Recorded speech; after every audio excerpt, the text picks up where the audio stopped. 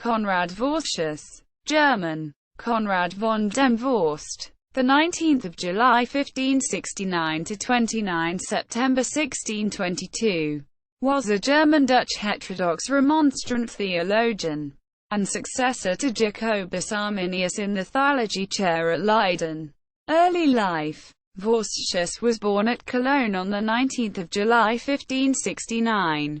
His parents were Roman Catholic, but he converted to the Reformed religion. He studied at Düsseldorf from 1583 to 1587. He also studied at Aix-la-Chapelle and then entered the College of St. Lawrence Indiana Cologne. He next studied for 2 years to prepare for business, but in 1589 again altered his intention and studied at the Herborn Academy from 1589 until 1593. He entered further schooling at Heidelberg on 12 April 1593, focusing on theology on 12 April 1594. There he studied under Johannes Piscator and received a theological doctorate on 4 July 1594. In December 1595 he went to Basel and Geneva, where he attended lectures by Theodor Beza. It was also here where his Disputations de Sacramentis, Basel, 1595, and De Causis Salutis, 1595, gained him the offer of a position as teacher, with the approval of Beza and Johann Jacob Grinius. Instead, he went to Bergstein Fort in 1596, in the county of Bentheim.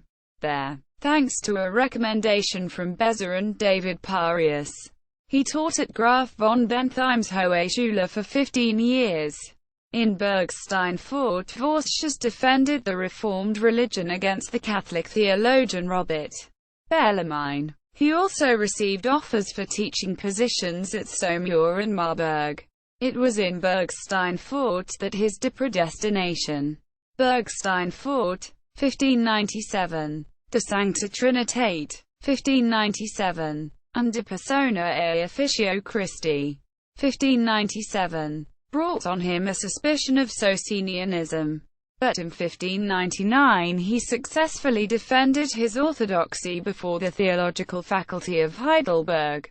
He was promoted in Bergstein Fort in 1605, receiving the additional appointments of preacher and assessor to the consistory at Leiden. After the death of Arminius, he accepted, in 1610, a call to Leiden. He was praised enthusiastically by indisputably orthodox divines at Heidelberg and Arnhem as worthy of the post. He was nominated for the divinity chair there by moderate members of the Remonstrant party who approved of his support of public freedom of opinion, having defended the toleration of diverse opinions in his book against Bellarmine, and thought that due to his orthodox background he would also be acceptable to some of the contra-remonstrants. In 1610 he reprinted Disputations de Semden Naturae Attributus Dei, Steinfort, 1602, as Tractatus Theologicus de Dio Sive de Naturae Attributus Dei. That same year he also published Anti-Bellarminus, 1610. His statements in the Tractatus on God, the divine attributes, predestination, and Christ led the counter-remonstrants to accuse him of Socinianism and heterodoxy. The Heidelberg theologians condemned the book. Vorstius replied in his Protestatio Epistolia contra Theologiorum Heidelbergensium, The Hague, 1610. In 1611 he damaged his reputation by re-editing a work of Socinus, De Auctoritate Sancti Scripturae, with a preface of his own. The authorities in Heidelberg refused to publish it, and he later claimed to have been ignorant of its authorship. As the controversy grew, his appointment became a symbolic cause in the struggle between the two parties, Remonstrants and Contra-Remonstrants, in church and state. Oldenbarner Weltenuit and Boget, the leaders of the Remonstrants, were committed to the appointment of Vorstius. which would ensure that an exponent of the Arminian Remonstrant point of view would continue to be heard at Leiden. They were joined by Hugo Grotius, who defended the right of the civil authorities to appoint whomever they wished the university faculty.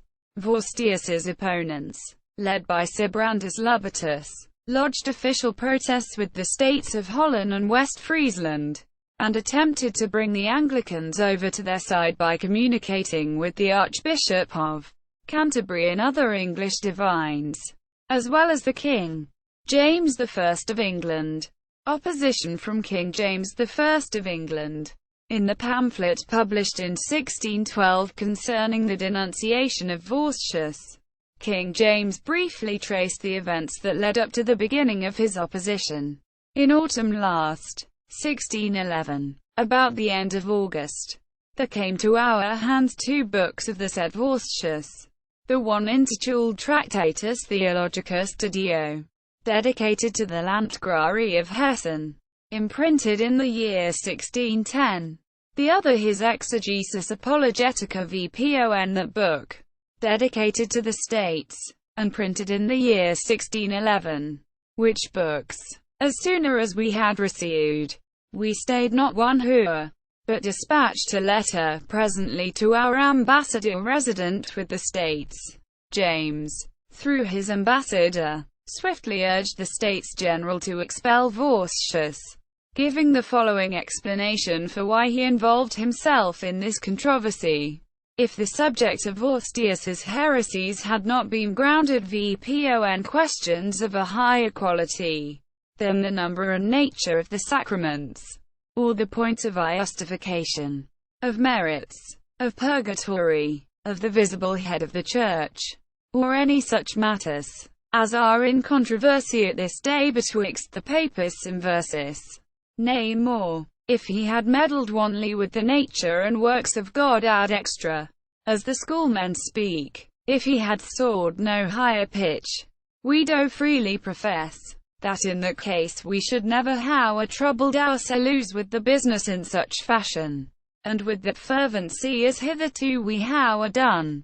But this Vorstius, confounding infinity, one of the proper attributes of God, and immensity, sometime applied to creatures, the essence and substance, with the hypostasis, disputing of a first and second creation, immediate and mediate, making God to be quale and quantum, changing eternity into eternity, teaching eternity to consist of a number of aages, and in the head as a sworn enemy not only to divinity, but even to all philosophy, both humane and natural, denying God to be actus purus, and void of qualities, etc. Let the world then iudge whether we had not occasion hereupon to be moved, as a Christian at large, yea, even as a theist, or a man that acknowledgeth a God, or as a Platonic philosopher at the least. James argues here that his objections were to the passages that touched upon the basic aspects of religion, such as the substance and infinity of God, and not upon topics then current in the debates among Christians, the number and nature of the sacraments, the points of justification, etc., which, if they were those, England should never have troubled ourselves with the business in this fashion, and with that fervency. This and other messages formed a series of dispatches that were exchanged between the James and the States General, whose response to him amounted to little action and discomfort about foreign nations being involved in Dutch religious affairs, in light of the bloody persecutions inflicted by the Roman Catholics during the Dutch War of Independence, attempting to persuade the States one more time. In 1612 James submitted a letter where he outlined the concrete passages out of Vorstius that he found objectionable. Finally, this correspondence between the two nations was made public to the world in 1612, when James published a pamphlet entitled A Declaration Concerning the Proceedings with the States General of the United Provinces of the Low Countries, in the cause of D. Konrad vs Vorstius. subsequently republished in his collected works of 1616. He also recruited the ex-Catholic Richard Sheldon and the Catholic juror William Wilmington to write against him. In 1613, Sir Dudley Carleton asked Paolo Sarpi to assess the views of Vorstius. What Sarpi delivered was at very least double-edged, hitting at all reformers, and with criticism hardly veiled of James's interventions and mixing of religious and political strands. Opposed and exiled, Vorstius responded in his Christiana ac modesta responsio ad articulos quos damna per ex Anglia transmissos. Leiden, 1611. But the States General felt obliged to dismiss him, though continuing his salary. In 1612, he settled as an exile in Gouda. About May 1612, attacks on Vorstius continued, and he pleaded his own cause in a series of polemics. James caused Vorstius's book to be burned in London, Oxford, in Cambridge, and informed the States General, through his ambassador Ralph Winwood, that he would consider them his enemies if they tolerated the presence of such a heretic. Winwood made a long speech entirely based on the contra-remonstrant tenet that the appointment of Vorstius was not just a political matter but one of religion as well. He stated that since some cities, such as Holland, were against the appointment, to move forward on it threatened the unity of the provinces. Oldenbarnevelt thanked the ambassador for the king's princely affection, and promised the proposal would be considered. In a letter to Cecil, Winwood cast the contest as between those who sincerely do affectionate the profession of the one only true religion, and those who hold that the strength of their state chiefly does consist in maintaining religion to be professed in a certain latitude, the bounds whereof they enlarge and restrain, at the humour and appetite of every particular man's fantasy. While James was tolerant for his time, it was only toleration in private. No public preaching or opposition to his religious policies was allowed. Despite the Remonstrants having the same position of supremacy of the state over the Church, their open toleration was seen as a danger to the peace. While Vorstius called for toleration of various religious opinions, his English opponents held that this could only lead to the disruption of the state and lose the blessing of Jesus. They held that the only reason the United Provinces had not been annihilated by Spain was through the service of God and the advancement of true religion. Finally, in 1619, Vorstius was condemned as a heretic by the Synod of Dort and banished.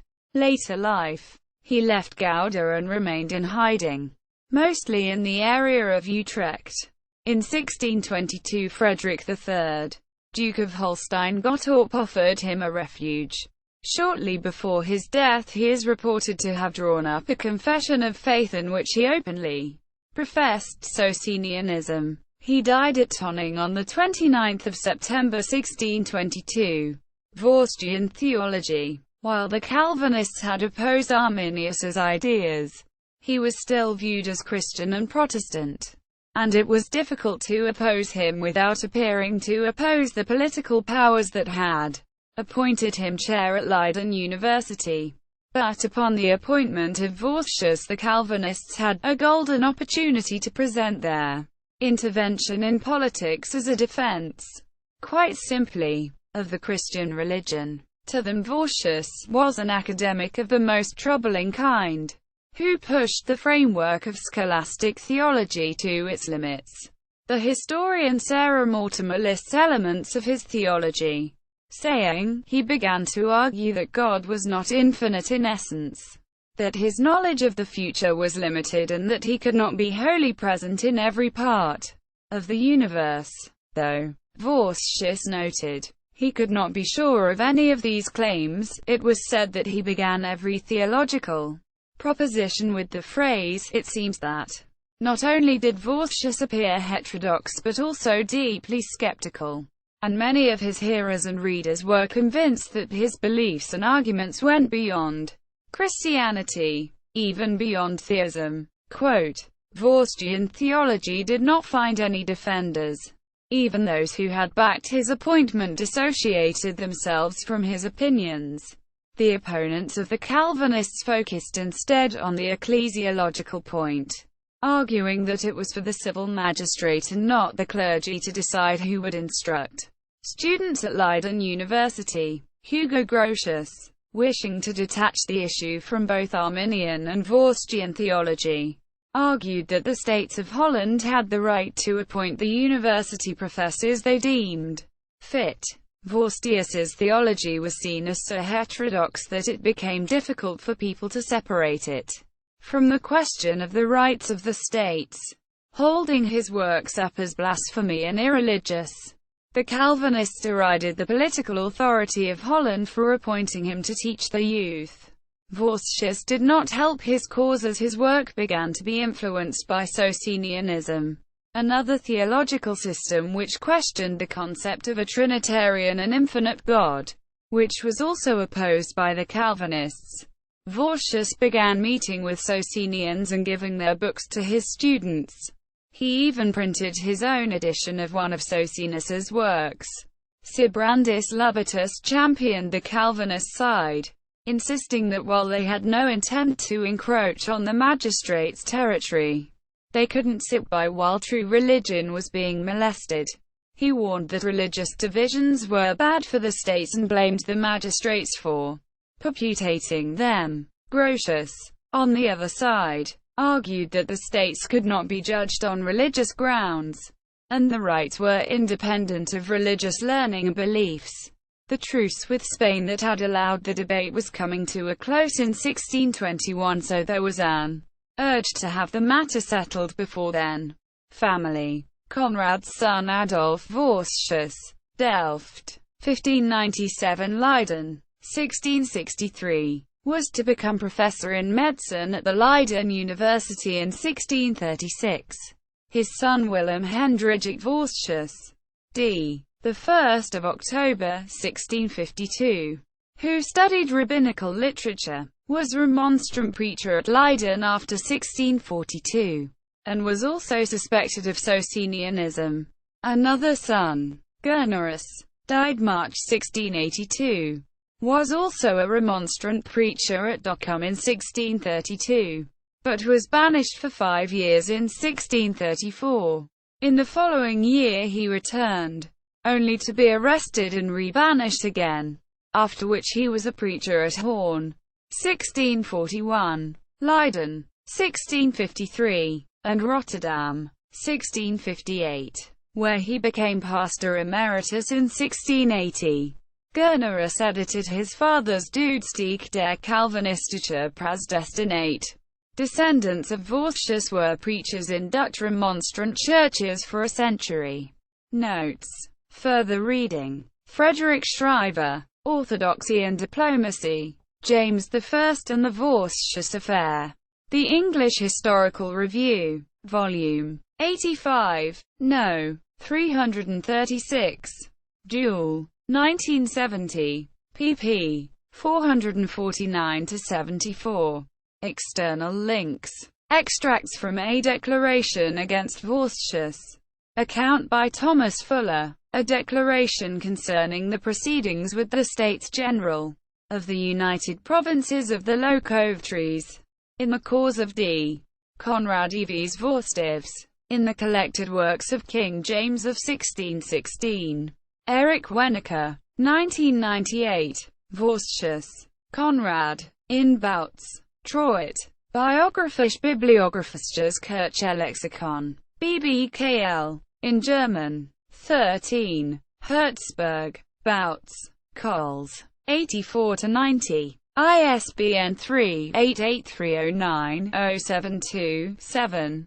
This article incorporates text from a publication now in the public domain. Jackson, Samuel Macaulay, ed. 1914. Vorst, Konrad. New Schaff-Herzog Encyclopedia of Religious Knowledge. 3rd ed. London and New York. Funk and Wagnalls.